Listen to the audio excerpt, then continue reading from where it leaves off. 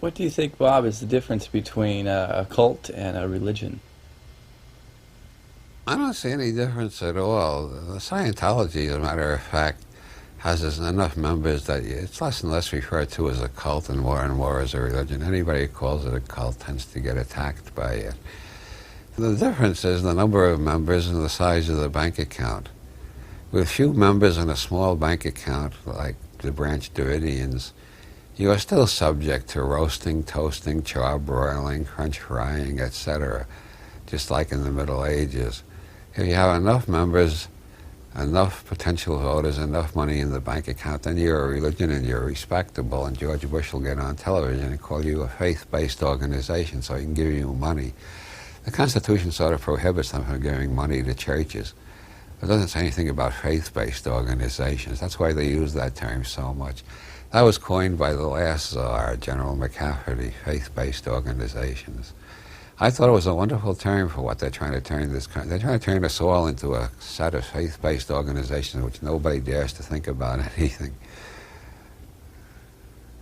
I used to think it was just religious belief systems that make people stupid, and they are I would say religious BS. BS seems to fit belief systems very well, the initials, you know.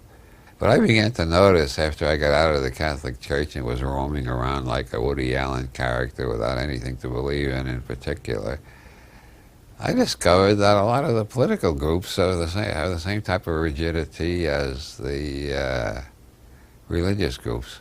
Believe it or not, I was a Trotskyist once. And then I became an objectivist, which was cured by meeting Ayn Rand. All you got to do is meet her once, and that's enough to cure you.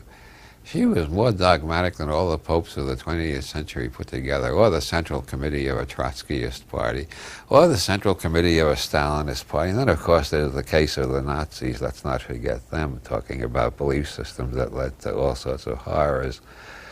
And it finally dawned on me that what's wrong with these people is not that they believe the wrong things necessarily, but that they believe something so firmly that they won't stop and think about it, and they won't listen to any objections. Well, now under the SOG, the whole government is doing everything it can to advance the careers of what they call faith-based organizations, which means religions. They won't say religions because that's a little too obvious contradiction of the Constitution. They say they're supporting faith-based organizations. What they're supporting is stupidity, because faith is just another word for stupidity. It means not investigating, not trying to find out, not inquiring, not checking yourself. Just saying, I'll believe, which any idiot can do. So they're trying to reduce us to a nation of idiots, I think, with all this faith-based this and faith-based that. W. He's always talking about faith-based this and faith-based that. They want to take us back to the Middle Ages.